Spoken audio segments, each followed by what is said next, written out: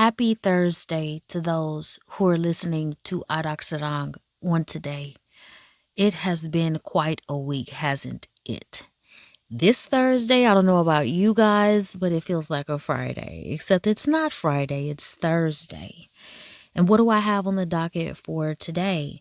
Well, today I have a double header, so after this episode, make sure you jump directly into the next episode.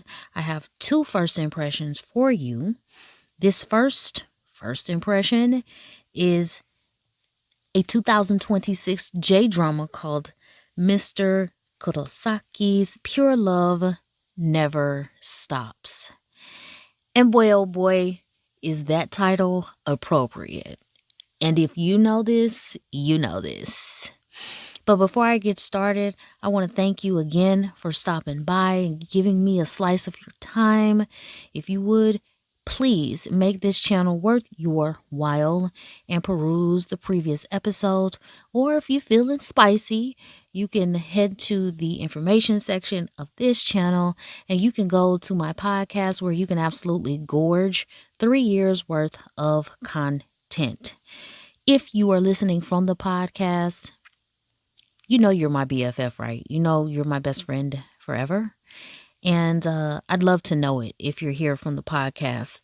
It just, it's a content creator thing. It just makes me feel good. Is that okay? I mean, it just makes me feel good. Okay. So I'm going to start this first impression of Mr. Kurosaki'S Pure Love Never Stops. And I'm going to give you your spoiler alert, your fair warning right now, so I don't forget later. Okay. So our first pro for this drama is the point that J-dramas do such a good job of making their live actions feel like a manga. I don't know. J-dramas just have a magic that no other locale has.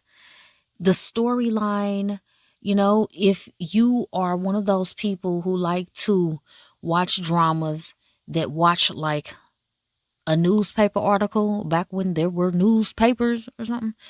If you like that out of a drama, you might not be able to get with J-dramas because there's something just so fantastical, something so manga-tastical about the story that it really does a chef's kiss job of orienting you to simultaneously not take none of this shit seriously, but at the same time, because you can clear yourself of having to logic and shit, you can get even deeper into the story. Please don't ask me why that is.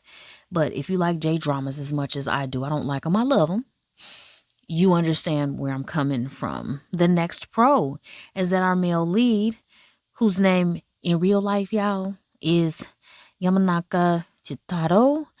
He is adorable. I meant to go back and try to designate him. And now that I'm thinking about it, now that I'm actually looking at him as hard as I possibly can, and I'm trying to verify this in real time, guys. So please, bear with me. But I feel like I've seen him in something.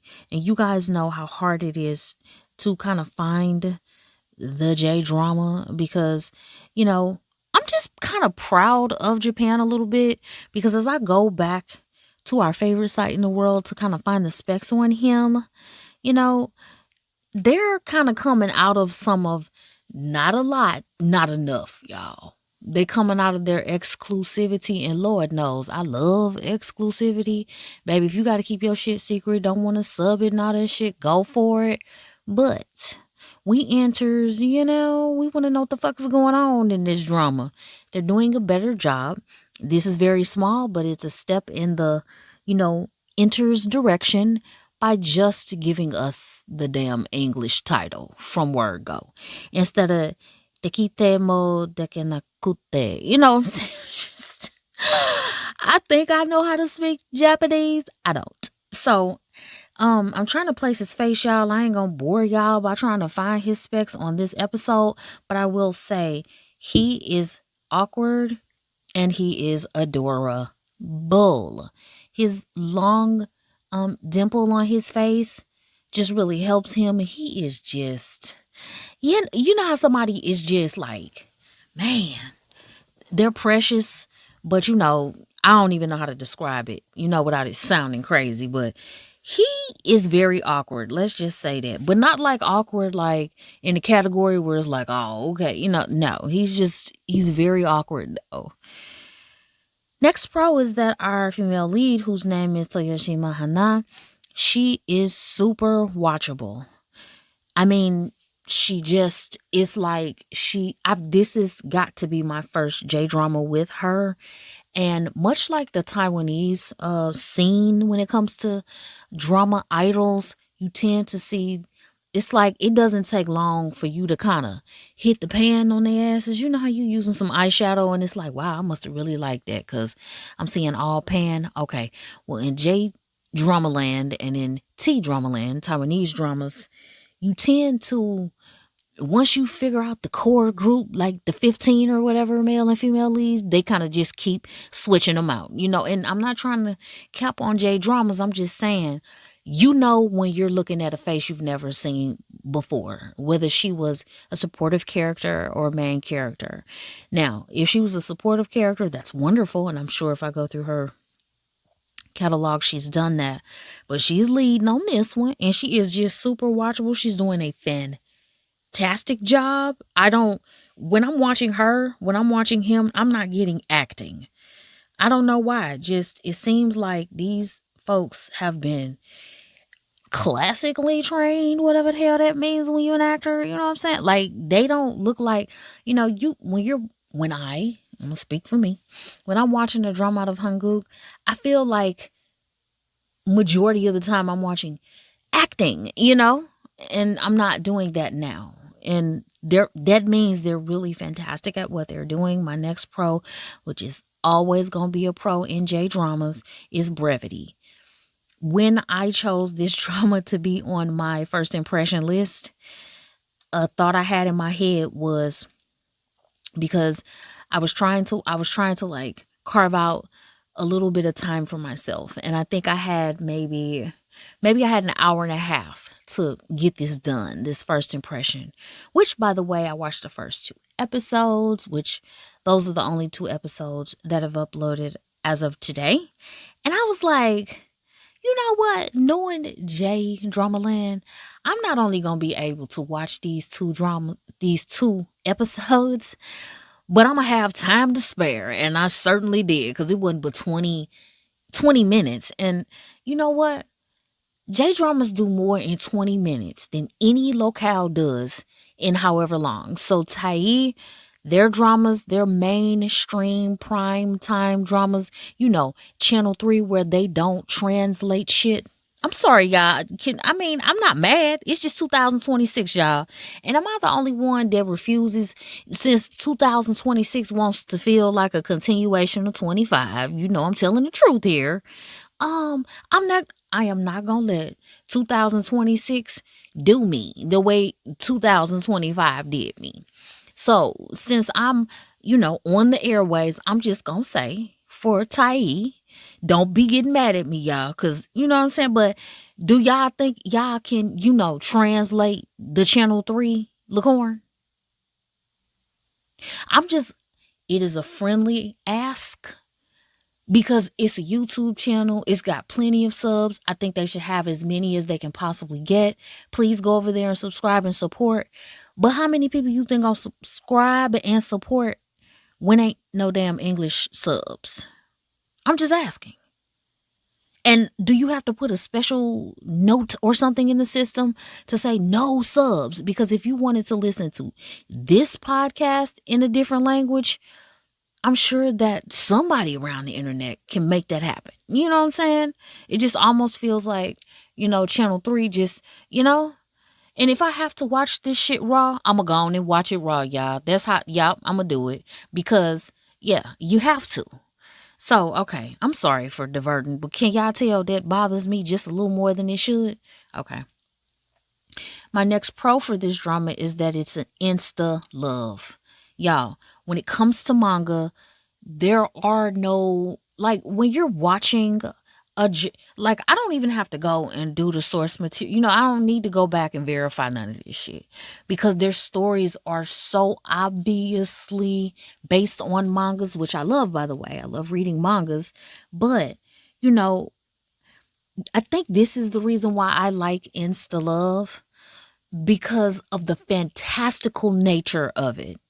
Yes, everything that happens in Drama Land, not just J Drama Land, but everything that happens in Drama Land is completely a red flag in real life.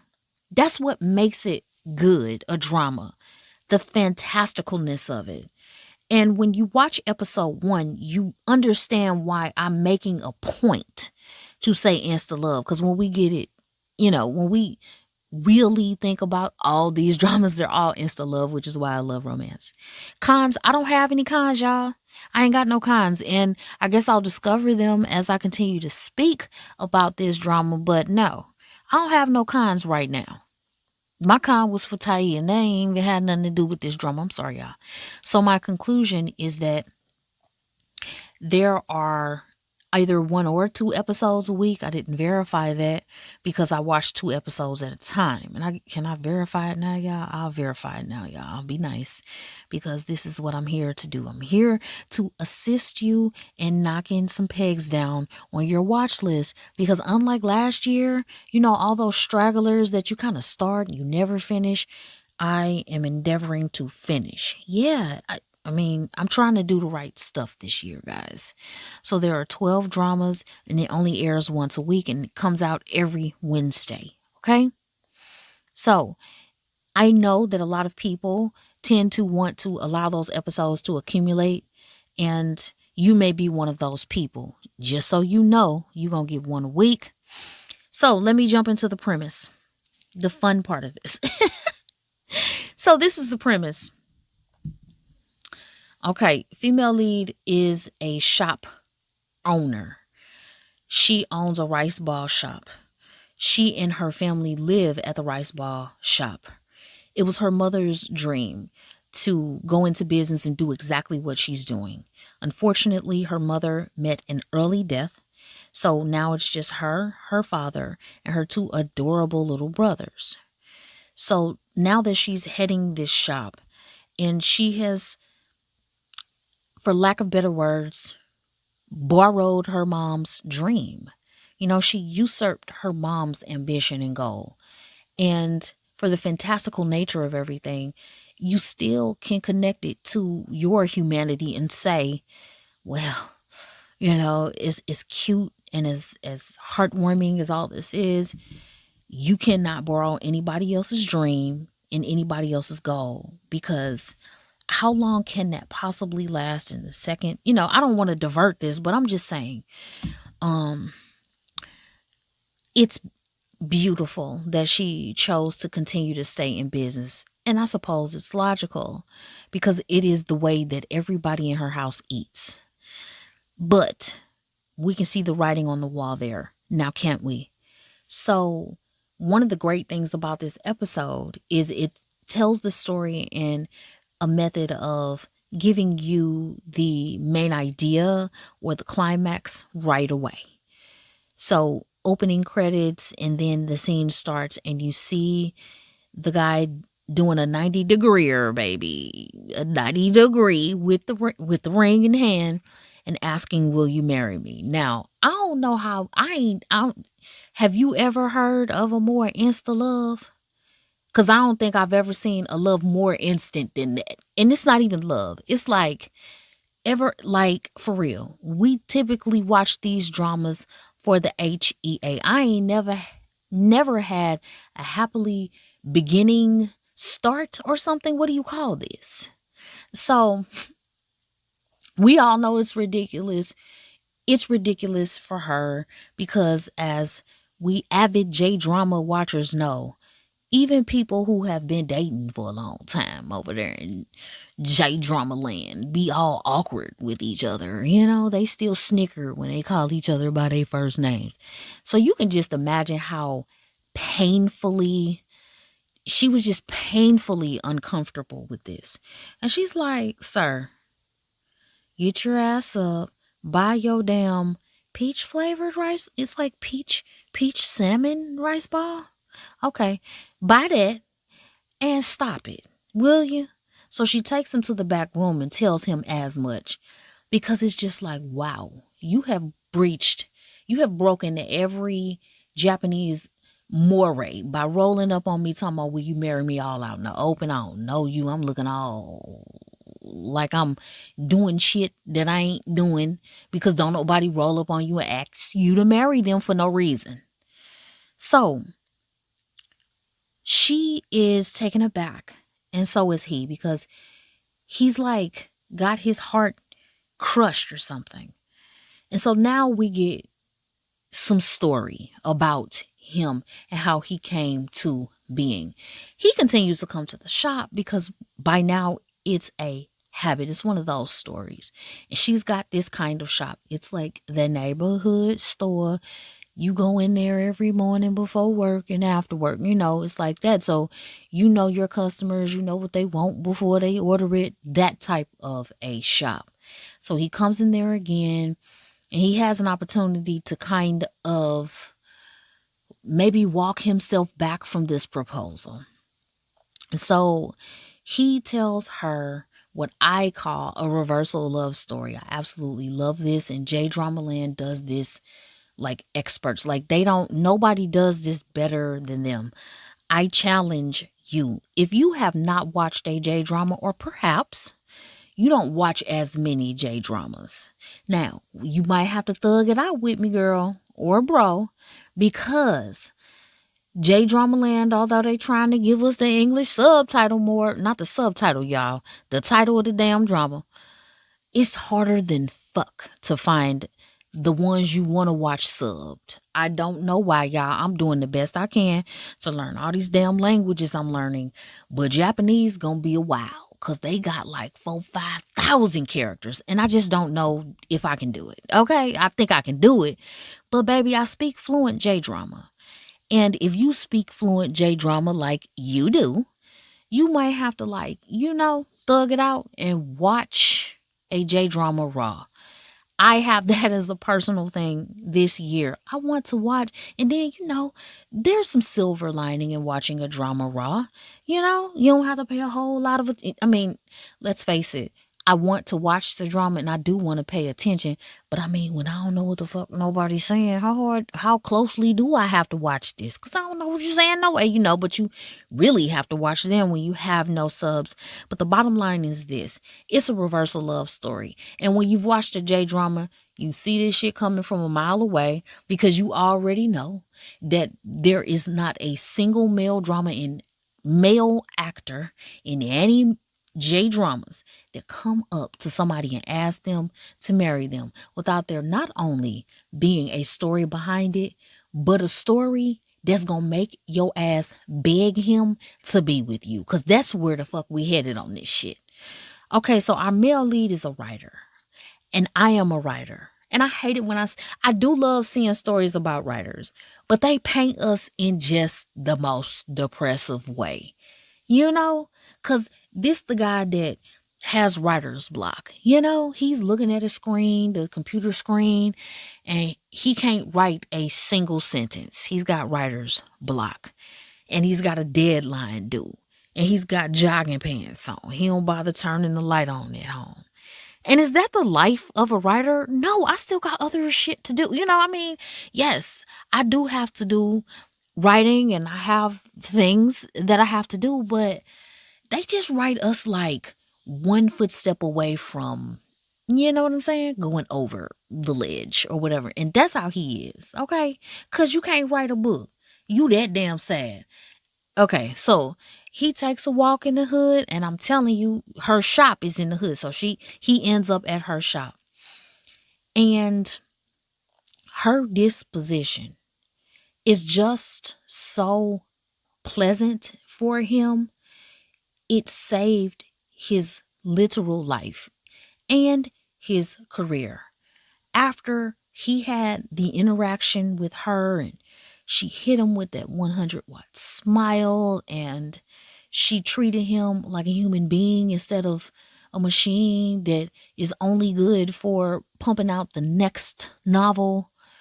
He went home inspired and he wrote the next novel, etc. So he is telling her this. Remember, this is like the encounter after the proposal, and she's looking at him with fresh eyes. You know, she can't exactly, jump in his arms and shit like I would. She has to come to herself and still try to play it cool because baby, after somebody tell you that kind of story, you in love too. Your ass in love too. So she allows him to tell his story and she's softening. She is loosening up. As the episodes wear on, she has an opportunity to meet him again at the shop, except this time is complete a drama. What do we call this? What is this trope called, y'all? When you slip and fall and you almost fall and you're caught and now y'all got to stare at each other for 15 extremely. Like, I don't think it's more uncomfortable. Wait a minute. What is it? I think it's most uncomfortable for the watcher to watch these two stare at. What are they expecting us to feel when it comes to that? I think I maybe should do an episode over the weirdest things that happen across all locales and just kind of have some fun with it and just rate what's the worst one. I slipped on a banana peel, almost fell down the steps, threw all the papers in the air. You cage me in, you stare at me, you kind of lean over toward me and you get right in my face. Like, what is the stupidest antic that they do everywhere that just makes the watcher feel uncomfortable? So she goes to the park. Well, before she goes to the park, she has an encounter with one of her customers, and he is jovial when he comes in. He's like, "Oh, good morning. I'm gonna get my favorite, this and that," and he starts to cap on the male lead. He starts to just say some very disrespectful things and kind of derides him. And she's like, "You know what?" Because what I think is that he's making fun of him for kind of, what's been happening over the last couple of days and how she had to kind of like reject him. And she's like, don't say that about him. He's not like a freak. He's not this and that. So don't say that about him. And homeboy decided not to buy this rice ball. He put it down. He didn't put it down. It dropped because when he was turning to leave out the store and leave her product behind, he shoulder checked her. And I was like, baby, do you get banned in Japan if you're not from Japan and you help a person out your store? Because I think I would have kicked his ass smooth out my store. I would have helped him. So anyway, she almost falls and wipes out, but our male lead is there to catch her because remember, he comes to the store every day. So it's really not that abnormal, except drama's gonna drama, right?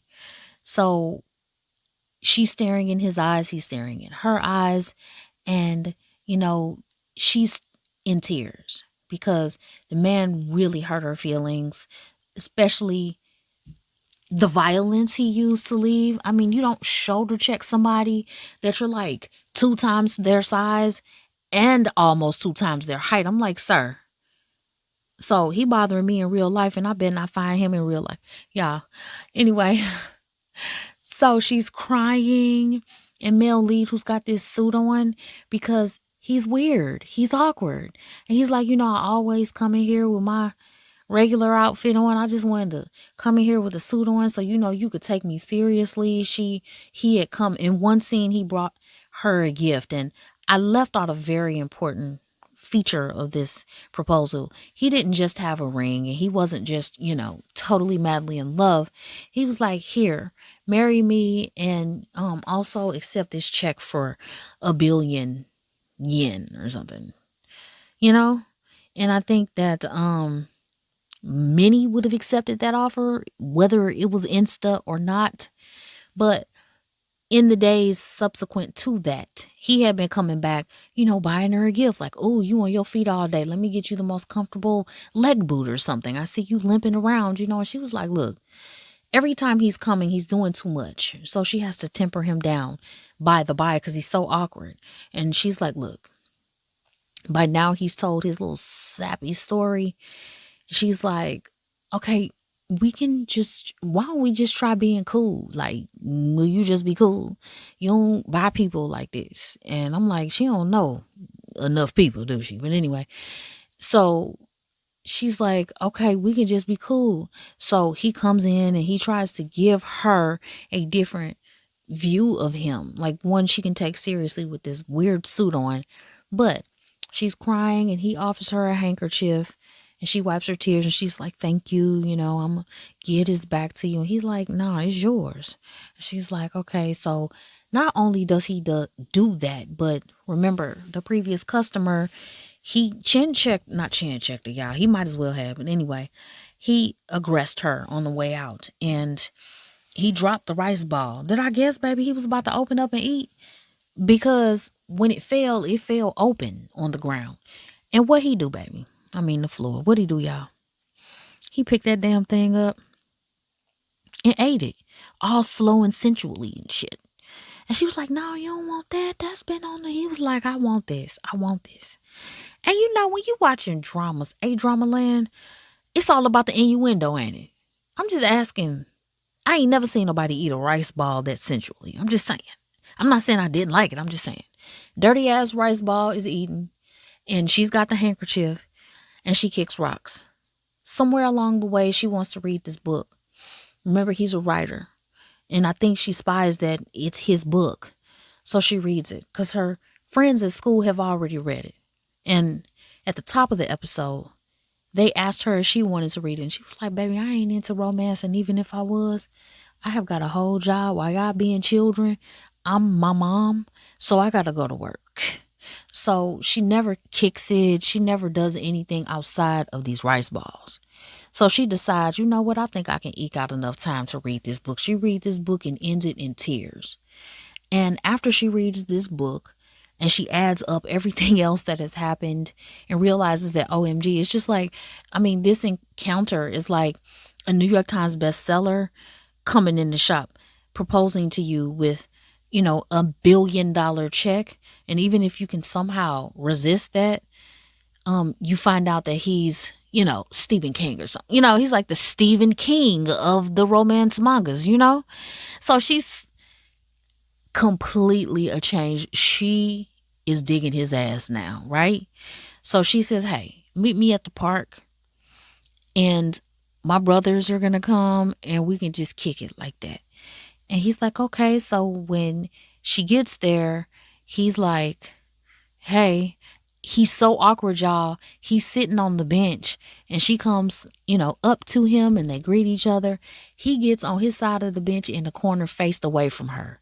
This is how it's like, baby, why they paint writers like this? Like you're just a socially inept weirdo. So anyway, the brothers come to the park and she's got a little brother. She's got like a baby brother. He's like 8 or something like that. And he wants to play. So the new guy has got to play with him. So it's really cute. He's awkward. He don't know what to do, but he's fodder for this 8-year-old who completely runs the show and shows him, okay, how you play. So she is falling like hell for him. Like she likes him. Totally. I don't know if she want to marry the dude yet, but she likes him. So at the end of episode 2, she's really feeling him and he's really feeling her. And he's going in for what looks like the kiss he doesn't though. And he asks something else ridiculous, like just something that's too over the top. And she's like, hey, stop that. Let's be normal. Let's do some more normal stuff after this. And it's just really adorable. And, you don't get a kiss. I'm sorry if I spoiled that for you. You don't get no kiss. So don't even think about that. But when you watch this, he is so awkward. And the way they've reversed this love story, I don't expect there to be much skinship at all. There are only 12 episodes. And I would not be surprised if we don't get that until the 12th episode. And I just, I want to be pleasantly surprised or something, but I just don't see it being more than, but this drama is really, really good. when you watch it, you will understand why his love never stops. Like, he is relentless, but he does too much because he's socially awkward. And yeah, I want to know what you think about this drama though. Are you watching this drama? Whenever I do episodes about J dramas, they probably get the least amount of watches. So if you are one of the wonderful few who like these types of episodes, please like this episode and comment on this episode, because the more people engage with J dramas, the more J dramas people will watch. And I think that when you're trying to figure out what the hell are they doing in Hanguk, with their drama lineup, it's very refreshing to go over into these other locales that just kind of don't get the attention that Hanguk dramas always get, no matter what. But thank you for listening to this episode, and I hope to have you come and join me in the next drama.